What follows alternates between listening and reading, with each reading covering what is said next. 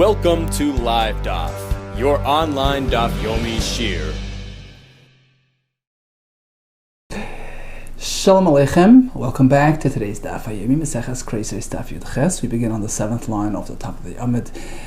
Asham Tali. That's the topic of our conversation today.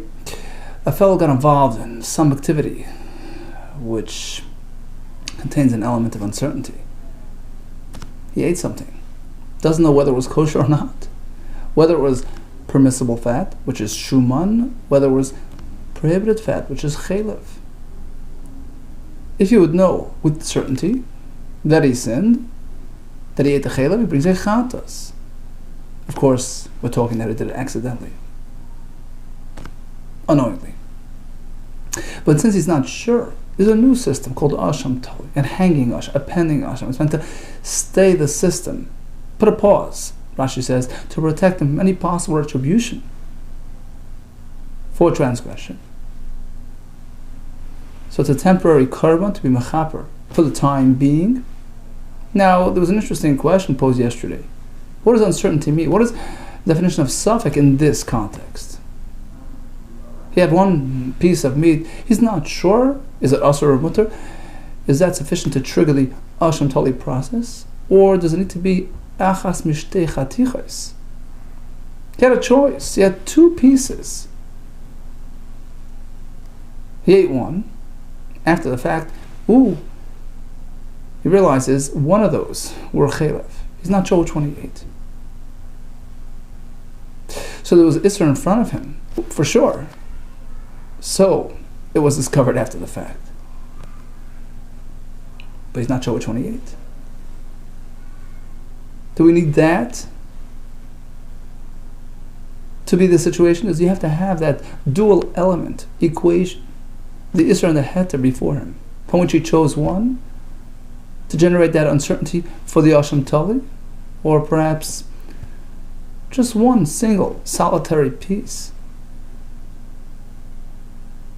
which exhibits a suffix would suffice, would be eligible for Asham Tali. So we had a machlokes yesterday. Rav told us we need a pair, two pieces, one Isra and one Heter, to generate the Asham Tali system. There were two reasons given thus far. One is based on the pasuk. He committed achas mikol mitzvos. We read it mitzvos Hashem. It was a double commandment because you're meant to keep away even from suffix. If you don't know, you keep away from both. So he's commanded to keep away from both. The pasuk indicates that there were in fact two pieces before him, which generated the suffix. Another pshat was efshel lavarer. The whole point is to wait it out until he figures out what happened, to confirms. Bring the Asham Tali in the meantime, and then he'll confirm, he'll determine what actually happened. And that can only be done if there's something left over. There were two pieces to start. He ate one. Now we'll go and examine. We can send it to the lab, figure out the nature of the remaining piece, which will verify for us, determine for us what exactly he ate to begin with. Well, if you only have one piece to begin with and he consumed it, it's gone. There's nothing to test. Here comes a third reason for the requirement of shtei chatichos. Amar Rav Nachman, Amar Rav. Again, he quotes Rav, Amar Rav. He had before him two pieces, one kosher, one unkosher. He ate one. He's not sure which one. Chayiv.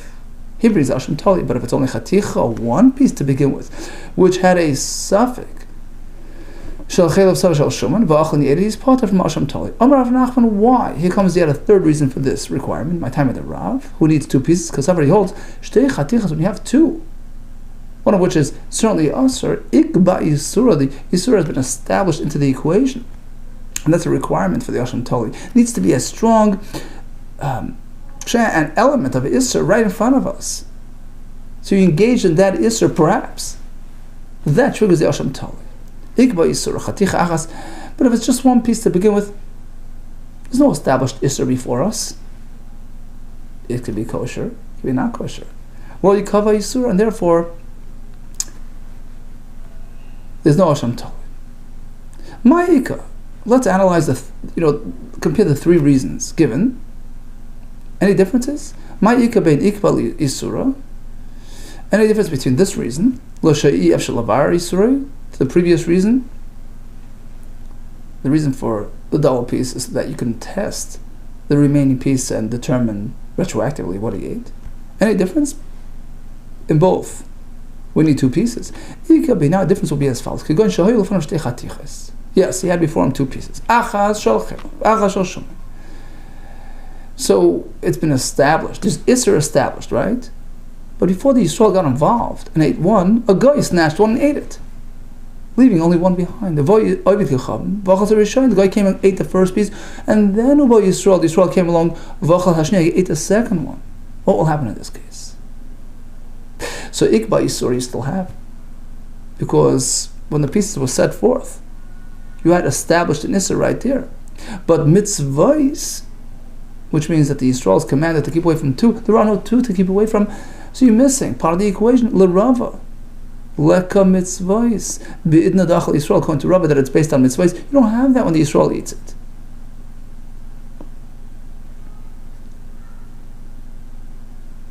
L'Rab Zera, ef shalavar Yisure, likewise according to Rab Zera, that the point of two pieces so that you can determine retroactively based on testing the remaining piece, well, you can't do that anymore, because ultimately the Yisrael ate the last piece, so it won't be applicable. Rav Nachman, however, that it's about having an Isser established into the equation before you start, sure, check it off, you have it, Ikba Yisura, because initially when you had these two pieces mixed, identity unknown, you had one Isser amongst them, so it qualifies. Eisvei Rav Rav Nachman. You say two pieces are needed? Rabbi Eliezer, I'm a koi. The three kashas we had yesterday. We have an animal whose status is unknown. If he's a behema, then the chaylev is asr. If he's status as a chaya, the chaylev is mutter. What is he? Status unknown. If one eats the chaylev, he shouldn't. If he eats it, chayav nalavash al chal be'asham tali. He brings an asham tali on account of eating the chaylev. Question: why? There's no established isser. It's one single element laden with uncertainty. Rabbi Eliezer, you're right, Rabbi Eliezer has a different system. He doesn't need this double piece requirement. Eisvei, the next kasha, the woman whose husband passed away without children, she thought she was a yavama, meant to marry the brother. 7 months later they had a child. She had married too close without doing that mandatory wait between the marriages, and then had a baby 7 months in. Suffolk, we're not sure, Ben Tesla Rishon, is he a 9 month to the first husband who passed away, in which case she was not due for Yibum, she married erroneously, or Ben Zayin Lachan, or is he a 7 month for the new husband, in which case everything is kosher. Yoitzi, he must separate, Bavlad kosher, the child's okay either way. If he's from the new husband, because she needed Yibum, great. If he's from the old husband, okay, it's still okay. But they were chayav to bring Osham Toli just in case they sinned. And once again, it's just a single element of uncertainty. There are no two options, two choices to speak of. Why is there an Osham Toli? Once again, Hamani Lezahi, who holds you don't need that. Esvei comes another kashan. Nimsal Shaloi interacted with a woman. Turns out there was some blood found on his side. Tmei Nochevin B'Karban. It's confirmed that they are tamei, and they have to bring a carbon chatas because they sinned. Nimtzah Shalah, you find that on her end. Oysa, immediately after interacting, that determines that they were tamei when they interacted and they have to bring chatos. But if there's uncertainty, Nimtzah Shalah Achazman, you find that on her end after a while. We're not sure when it arrived. Was she already nida when they interacted or not? Tmei Misafik. They have to treat themselves as tamei just in case. Upturim na carbon, there's no chatos, but the Tony Allah, the Bryce explained on that halacha b'chayav and b'asham tali, must bring Asham tali. Once again, I understand, but there are no two choices to speak of. It's one single element here of uncertainty. Why? Ishtik, so he was silenced. He didn't have an answer. After the petitioner left, Omar, she said, "Oh, why didn't I answer him?" That's Rabbi Meir speaking. My time Amrlei the Hamani. This Mishnah, this halacha, Rabbi Meir he. Meir doesn't hold of this idea of two pieces, an established Isser. What do we find? Of the Sanya? A fellow was obligated to bring Asham Tali. Let's remember, Asham Tali is to address an uncertainty, which may very well be discovered to be a non-issue, right? Now another person takes that Asham Tali and does a shechita outside the Beis HaMikdash. Now, meant to do a shechita of a carbon outside. Is this a real carbon? Maybe, maybe not. Depends if he'll need it. he might very soon discover that he never really sinned. Rav Meir Machayev. Rav Meir says, this fellow who shechted the Asham Tali outside, he has to bring Asham Tali for his own transgression, because just in case, this is really a korban.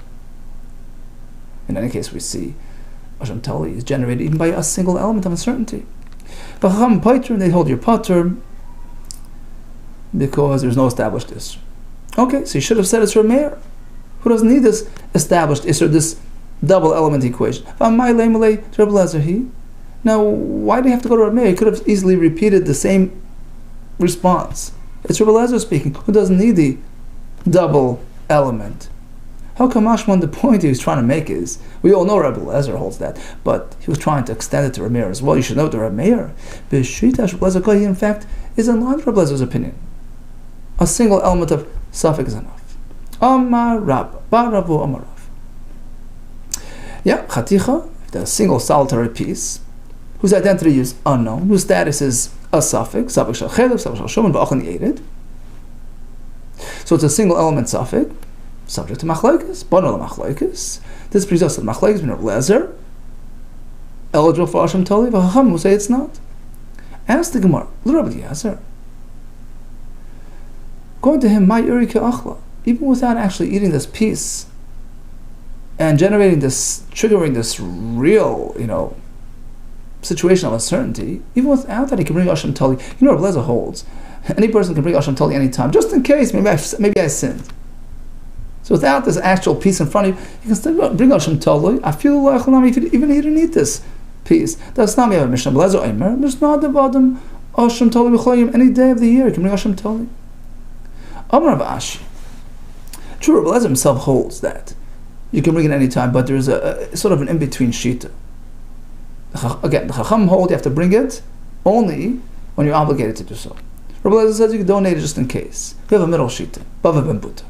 Rav Eliezer Aliban, according to the Bava ben Buta, who holds there has to be some basis, some trigger point, some element of uncertainty.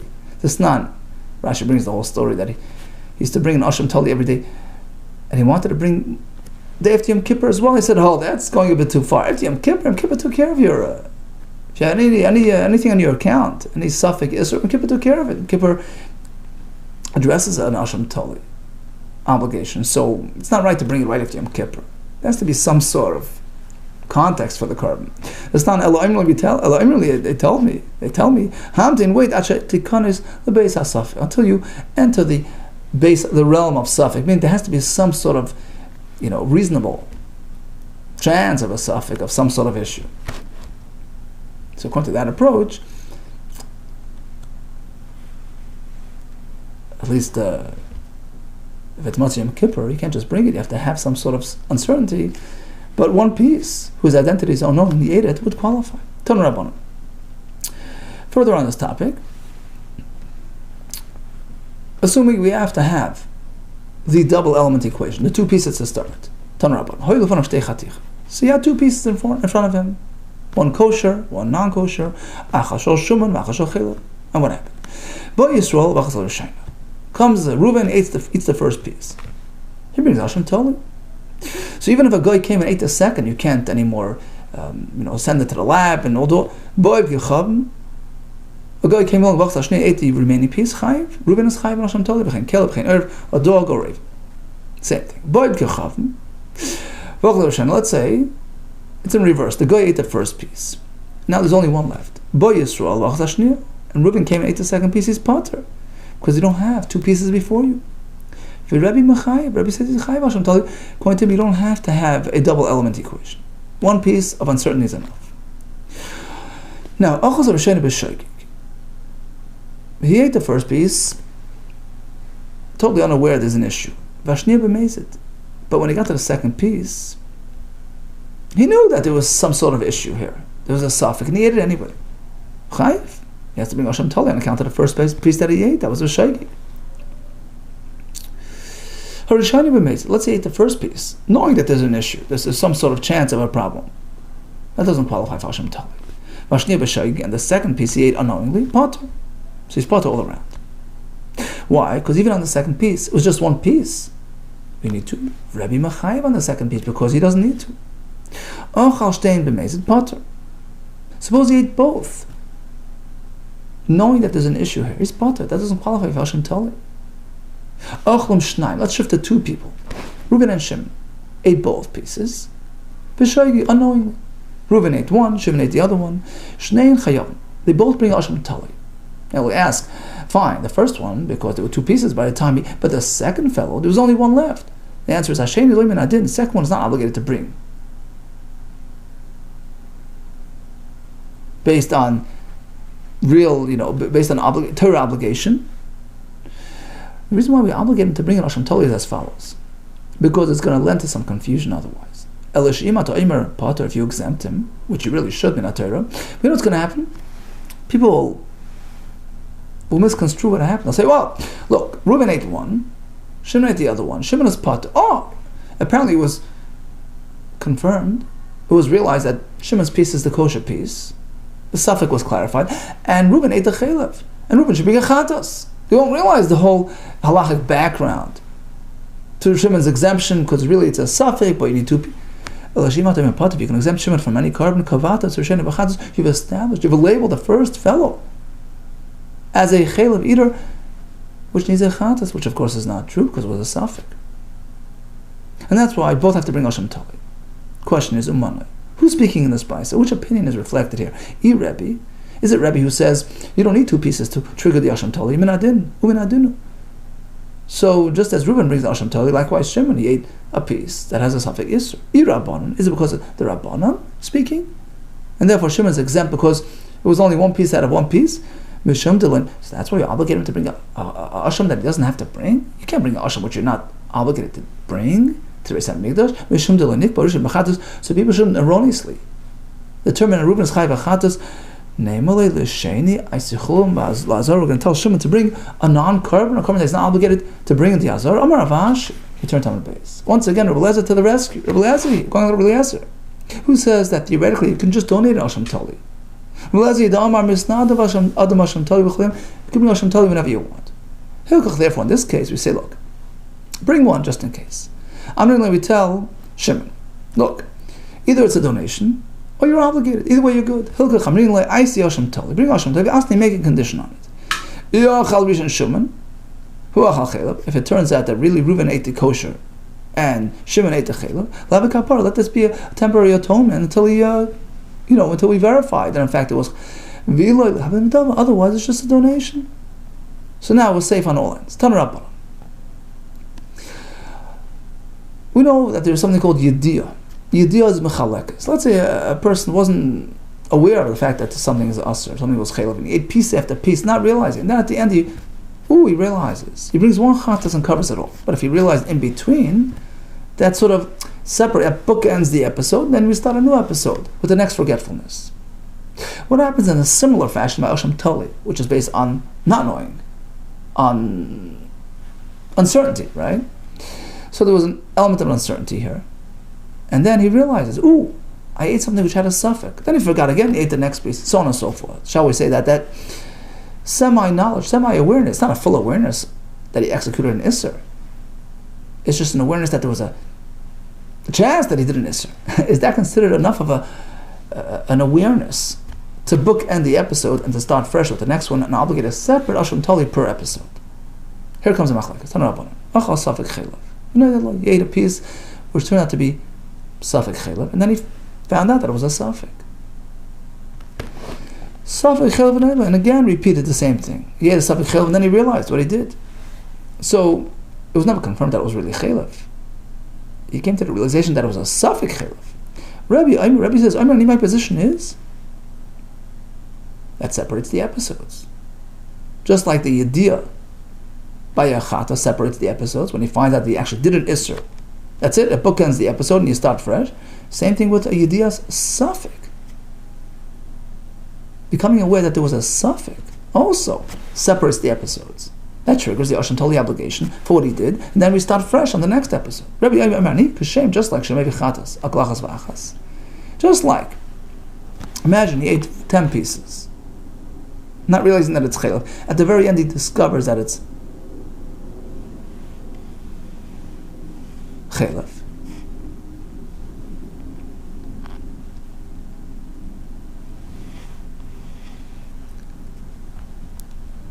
He brings a separate chatas per piece, in this case where between the pieces, he had realized that there may have been an issue. So just like the idiyas safek divides them, separates them regarding the chatos, if it should have been, if it should be realized that in fact it was Isser. Kach likewise regarding Asham Tali. If it was not discovered to be actually Chaylev, it remained uncertain. It was a Safek. But since he had the Idiyas Safek in between the portions, Kach, maybe Asham Tali, brings a separate Asham Tali, Al Kolachas Vachas, for each one separately. Rabbi Yisrael, Rabbi Lezer, Rabbi Shimon, Aimrim, they disagree. A Yidiyas Safek doesn't qualify as an awareness, doesn't separate, doesn't divide the experiences. Rabbi Yisrael, Rabbi Lezer, Rabbi Shimon, Ain maybe Ela Hashem Tali Echad. Even though he ate a string of portions and had some element of awareness in between, realized, hey, it may have been a problem, and he went and he forgot, he did it again and again. One carbon covers it all. Shenamar, we have the pasuk by Hashem Tali Al Shigosai. It repeats the terms over and over. Al Shigosai Shagag to teach us one carbon umbrellas it all. Afilu Al Shgog is hard, but even on many mistakes, many sveikos, Einoi Chayiv Al Achas, one Hashem Tali for all. Okay, so again, Idiyas Safek, becoming aware that there was an issue, that there was a Safek, in between the portions, what does it do? According to the Chachamim, it doesn't have any effect. You can still group it together under the same Asham Tali. According to Rebbe, separate Asham Talis. Amar Rabbi Zeira. Let's take it a step further. Kan Shana Rebbe, now Rebbe teaches us, with this halacha he taught us, that Idiyas Safek, having this Safek awareness, Mechalkas l'chatois, will separate and add to his chatos liabilities as well. So again, what happened was he ate these portions of chaylev. So it was discovered later. It was revealed that he ate a chaylev. He didn't know that all along. He didn't realize what he was eating. But in between the portions, he realized, hey, I may have eaten chaylev. It's called idiyas safek. So ultimately, when he discovers that it was chaylev, he has to bring a separate chatas per. Just as a idiyah vadai, when he discovers with certainty between the pieces, oh wait, real chaylev, and he forgets again, he eats not real chaylev. Idiyah vadai is mechalak. Likewise, idiyah safek. Rav Amar says no. Any idiyah is safek mechalak chatois regarding chatas. This quasi awareness, I may have done something wrong. That doesn't separate, doesn't bookend it regarding chatois, regarding asham tali. Yeah. Asham Tali is meant to address a suffix. So becoming aware of that suffix triggers a chiv Asham Tali. Done deal. It's chayiv. Bookends the experience. Then we start fresh. But regarding the chatas, if it was to be discovered that it was really chaylev, and has to bring a real chatas, having that semi-awareness, suspecting there's something wrong in between the portions, does not make a separation. Elachitani. Rebbe never meant that. He meant like this. Because shem hoysel idea vadai. Just like when he has a vadai idea, when he confirms that it's chaylev, between the portions of chaylev, maybe chatas. In that case, he has to bring a chatas, one per portion. Likewise, in a parallel, if he had an idea suffix, maybe there was something wrong between the portions, and it remains unknown, and he has to bring Asham Tali. How many? One per portion. Maybe Asham Tali. But again, the idea suffix is not enough of an idea to affect the chatas system. Amalei Abai responds, he tells him, you're not going to agree the idea of Safek Mechalkas Chatois, that idea of Safek is sufficient to split for Chatas as well? The Yisrael Gedaya, if you're going to insist that the idea of Safek Ein Mechalkas Chatois, they can't split regarding Chatas. But Chatas Achas maybe. And even if there's the idea of Safek in between the portions, he'll just bring one Chatas. On all of them, maybe Hashem Tali. So likewise, he can't bring more than one Hashem Tali either, because it's a parallel system. Hashem Tali is a flip side of a chatas, and whatever formulas applies to chatas applies to Hashem Tali as well. Amar maybe Hashem Tali al kolachas va'achas. B'atani we have a brayso. Kol shadav. This is the rule. Kol shechalukim b'chatois. Anything that separates, that divides regarding chatos, has a similar effect regarding an asham in a uncertain situation. Chalukin b'ashamis. But if a idiyas safek has no effect regarding chatos, it won't have an effect regarding asham as well. How could you split the two systems? Amalei Rava bar Chanan Abaye. He responded to Abaye, well, the doctor Amrs. So according to you, who says idiyas safek is machalkas chatos, idiyas safek can divide regarding chatos as well. I have a question. Interesting question coming up. Elamiat, if that's the case, picture this fellow. Achal kazayis chelev v'nei Yom Kippur. He had a kazayis before Yom Kippur. A real kazayis chelev. He has to bring a chatas. The kazayis chelev achem Yom Kippur, and then did the same thing again after Yom Kippur.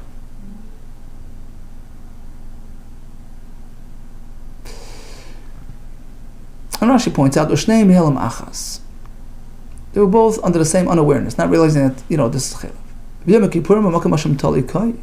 And the fact that Yom Kippurim acts as an Hashem tali. Now, when we say Yom Kippur is like an Hashem tali, what do we mean? Rashi brings the Mishnah in Meseches Yuma that Yom Kippur, it's actually a Mishnah later on. So Yom Kippur atones for Hashem Tali. If a fellow is obligated to bring Hashem Tali and he experiences Yom Kippur, takes care of it. So basically Yom Kippur is like a trigger point for the chiv of Hashem Tali. Is considered like he brought an Hashem Tali, which is tantamount to a Yidiyah Safek, which likewise, what's the point of Yidiyah Safek? Discovers that he had a Safek experience, that triggers a Chiv Hashem Tali. And that, like we said, bookends the experience, concludes that phase. And then you start anew. Okay, so back to our story. He had a Kazayas Chelev. It was discovered to be Vadai Chelev. Before Yom Kippur, and again after Yom Kippur. Yom Kippur, right in the middle. Yom Kippur acts in lieu of a Hashem Tali. So it's as though he discovered that he had a suffix. That's the essence of Hashem Tali. Perhaps, maybe, it was a chance. I did something wrong. So it's like Yediyah suffix. It's like discovered that there's a chance that something happened that was wrong. So Yediyah suffix bookends the experience, separates the portion of Chelev of pre-Yom Kippur from the one post-Yom Kippur. So you should be chayv two Karban Chatois, one for before, one for after. Chenami, here as well, you're going to say, Chenami Dmevish Te Chatois, he has to bring a double Chatas. You can't say that, Habehelam Achas Achlin, after all, he ate them in the same, under the same forgetfulness. Not realizing that it's Chelev, not realizing the Chelev is also, and we don't find anywhere. He has to bring two Karbanos. So how does this work? How is this consistent with the idea that Yom Kippur, with the idea that the Yediyah Safek can in fact affect the Chata system? If so, Yom Kippur should do the same. And we know it doesn't. Abai responded. Who says Yom Kippur? Yeah, it works as an Hashem Tali, but perhaps only once he discovered that he had some issue. But in this case, we had no personal awareness. Perhaps Yom Kippur can't address it. So Yom Kippur is sort of inactive with respect to this transgression, so it's not an issue. Who's to tell us? Yom Kippur will atone even if he hadn't discovered his wrongdoing. Duma perhaps it could only be activated for something that he became aware of. Amalei, Rabbi says, no, look at the Mishnah. Mishnah says, Yom Kippur addresses whether he knows or doesn't know. By its very nature, Yom Kippur atones for it. There was another version of this discussion. He turned to Abai. He says, look, on Yom Kippur itself, he had two portions of chelev. One in the morning, B'Yom Kippurim, and one in the evening, Kazayis chelev b'mincha, B'Yom Kippurim. So here too, same idea. The moments of Yom Kippur in between the morning and afternoon should be considered a trigger point for Hashem Tali, because, like we said, it acts as though it's an Hashem Tali. So it's as if he discovered his wrongdoing, and it should split one portion from the other, one eating from the other, the breakfast from the lunch. Hachanami here too, the mechayiv shtei chatois, he has to bring 2 chatois. Once again, if idiyas safek can split the chiyuv chatos as well. Abai responds, Uman le'im Yom Kippurim kol shatam mechaper. Says every moment of Yom Kippur, the moments between morning and afternoon makes a kapara, which triggered your question. Dilma, perhaps kula yomim orta, perhaps you need all day, and only once you hit evening, it's mechaper amalei. So he says, Tarda, lazy one. He's very unhappy with what he said. He says, Tanya, we have a brisa that every moment of Yom Kippur has an atoning effect. If a fellow encountered a suffix Isser on Yom Kippur, so he did something which perhaps was even if it was right close to evening potter, he's absolved. Every moment of the day has an atonement ability. Masa Ridi Bar Avin. I have another question. Fellow ate and drank, the same experience. It's one chatas for everything. What do you mean? There's a moment between eating and drinking. A moment of Yom Kippur. Yom Kippur acts in lieu of an Hashem Tali, aka Yidiyah Safek. Yidiyah Safek, according to you, is mechalik by chatois. Well, between the eating and the drinking, there had to be some slight pause. There could not have been a moment of clear day there. The misyadale, which acts as though he discovered what he did, and it atoned for what he did. Meaning, if it's an Hashem Tali situation, it would have atoned for it. We said in Kippur is in place of an Hashem Tali. So in this case, where it wasn't a suffix, it was a vade transgression, which triggers a chatas, but still, Idiyah Safek should dissect, should disperse the episodes. And here it says he only brings one chatas for both. If you're going to tell me Idiyah is Safek mechakas chatois, even Idiyah Safek can separate regarding chatois, he should be chayiv too. L'chayiv shtei chatois. Amri. So the answer was given like this. All these are great kashas. Ki Amar Reb Zera l'Rebbe. But Reb Zera, who told us that Idiyah Safek is so powerful, it affects even the chata system, that's going to Rebbe's shita. Just as it affects the Hashem Tali system, it affects the chata system. It works one and the same way. HaRabbanon, this mission that you just quoted is the Rabbanon. This brisa is the Rabbanon. The other opinions discussed before that we don't reckon with Idiyah Safek, not for Hashem Tali, and certainly not regarding a chatas. HaRabbanon. How could you say it's the Rabbanon of to say for Rebbe? Well, since the conclusion of this brisa just quoted is Rebbe speaking, apparently the beginning of the brisa is Rebbe as well. It can't be the Rabbanon. The brisa continues. Shosa tzir, a fellow ate brine, a murias, a fish juice, and a kibbutz pot. It's not considered edible material. We imply from there hochayim, so he drank vinegar, has an element of edibility. Chayiv is considered proper drink, and it's chayiv. But Mani Rebbe, that must be Rebbe speaking. The Sani Rebbe is the one who says chayiv a meshav sanefesh. So Chacham say no. Vinegar doesn't have the ability to restore, to relieve a person, to satiate him on Yom Kippur, and he's not chayiv for drinking it. Rebbe, Aimer, my position is, chayiv does have that ability. Vinegar, chayiv meishavas hanefesh. It does satisfy him to a certain extent, and it's chayiv Yom Kippur. Umad the Sefer Rebbe, once we establish that the Sefer is Rebbe, Reishanam Rebbe, we'll assume that the first part of the brisa is also Rebbe. So the Sefer, which implies that he's chayiv for drinking chayiv, which must be Rebbe, tells us something about the author of the brisa. So the beginning of the brisa is also Rebbe. If it's Rebbe, you're telling me according to Rebbe, Idiyah Safek divides and splits. Why doesn't it in this case? Amris, they said no, Sefer Rebbe, Reish Rabbanon. Part B of the brisa is Rebbe, in fact. Chayim is Chayim, but the Reish is the Rabbanon. Idiyah Safek is not reckoned with. But according to Rebbe, certainly Idiyah Safek would be reckoned with, both regarding Hashem Tali and regarding Chatas. Master Rebbe, here comes a kasha.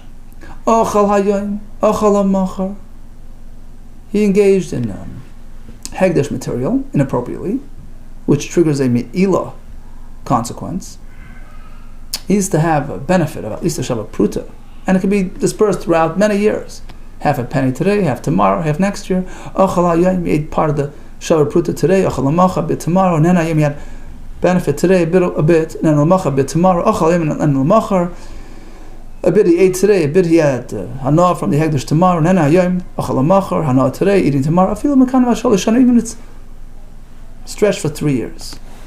How do we know that we combine the experiences? If a total is a pruta value, he's chayev, asham ilois, tamaloymar, timol, mal. Timol, mal. So the double expression tells you riba covers even a prolonged, experience. So we combine all the different, tidbits of hana. If a total is a shavu pruta, it's chayev. The question is, but within 3 years, you must have at least 2 Yom Kippurs. And according to you, Yom Kippur, which acts in lieu of a Hashem Toli, is like he discovered at least a suffix, Isser. And according to Reb Zera's approach in Rebbe, a suffix Yediyah has the ability to bookend, to divide, to get in the way of even a Chatas experience or a Meila experience. Why is he bringing a Kara Meila? How do you combine the 2 episodes? Kippur, Aliyah, Kippur, and Kippur came in between and he atoned. Meaning, it should separate the episode. It's like Yediyah Safik. You can't combine pre and post Yom Kippur. Amri, the answer was given. No. Ki mechaper, Yom Kippur mal Yisura. Yom Kippur addresses Yisurim. Transgressions which pertain to Isra, al Mamoina. Lo mechaper, transgressions which pertain to monetary issues, such as unauthorized Hegdish usage. That's not going to atone for that. So Yom Kippur is not going to be a factor at play in this case. You guys have another way to answer would be Ki mechaper Yom Kippurim al Kulei Shiura. You can only atone if you sinned. If you had a full amount, Yom Kippur takes care of it. But al Paga Shiur, but here, you had bits and pieces a bit before Yom Kippur. That little bit is not yet eligible for atonement. It's not a full sin. Yom Kippur can't take care of that. Okay, so bottom line. Yedias Vadai, if he discovers with certainty that he ate chelev, that sort of bookends the episode, and if it should happen again, it's a new chatas. What about Yedias Safek? He discovered maybe he did something wrong. Rebbe says it also has the ability to be mechalek. Chacham disagree. Now within Rebbe, we have 2 opinions. Reb Zera holds Yedias Safek can affect even the chatas system. So even when it was discovered that it was really chelev, but he had Yedias Safek in between the portions, separate chatas per. And others disagree. V'chein Rish Lakish. Rish Lakish went along with Reb Zera's approach. Kanshan Rebbe taught us in this halacha that Yedias Safek mechalkel chatois. Yedias Safek can divide and separate even regarding a chatas. Rabbi Yochanan Amar no, only regarding Hashem Tali. Any Yedias Safek mechalkel chatois. It can't have an effect regarding the chatos system. Elochi Tani. So back to Rebbe's words. And this is what he meant. He didn't mean to say that Yedias Safek can affect the chatos system. It's learned like this. Just like by a chatas, you would have a vada yedi in between, it would split. Correspondingly, regarding Hashem Tali, where it's a suffix context, if you would have a yediyah suffix, so relative to the transgression, right? Transgression is a suffix. If you had a yediyah suffix, it also separates the episodes. In most yediyah suffix, maybe Hashem Tali klachas v'achas, one Hashem Tali per episode, but yediyah suffix has no relevance regarding chatas, which is in the realm of vada, not in the realm of suffix. Okay, so it's pretty much in line with the previous machlekes. Instead of Rabbi Zera and Rav, we have Rish Lakish and Rabbi Yochanan. Now back to Rebbe's equation. He says, just like by chatas we have such and such, likewise by Hashem. So Bishlam with Rabbi Yochanan, Hainu Deka Tali Lashem b'chatas. So according to Rabbi Yochanan, it works very well that we're sort of hinging the Hashem to the chatas. Just like by a chatas, Yediyah Safek would differentiate, would separate, likewise Yediyah Safek by the Hashem. El Rish Lakish, according to Rish Lakish, where the crux of the point here is, it's the opposite. Yediyah Safek, which is a factor played by the Hashem, you should know is also a factor played by the chatas. She should have reversed the equation. El Rish Lakish, chatas ba'Hashem ibayla. He should have said, well, just like Yediyah Safek plays a role by Hashem, likewise by chatas. Should have said it the other way.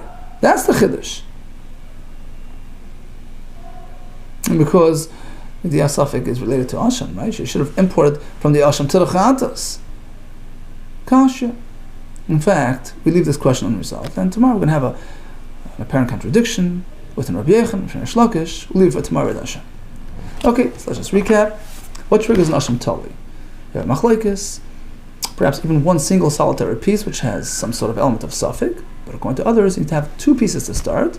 The reason was given today, in addition to two reasons yesterday, because Ikba Yisurin, to have an established Isser in the equation to trigger this Asham Tali, due to the chance that he may have encountered that established Isser. So it makes it very real and tangible, and that's why you need it. We discussed many variations of the double piece situation, and then we went to discussion of the Idiyos, and that discussion that we just concluded. All the best to you, Ratzlach.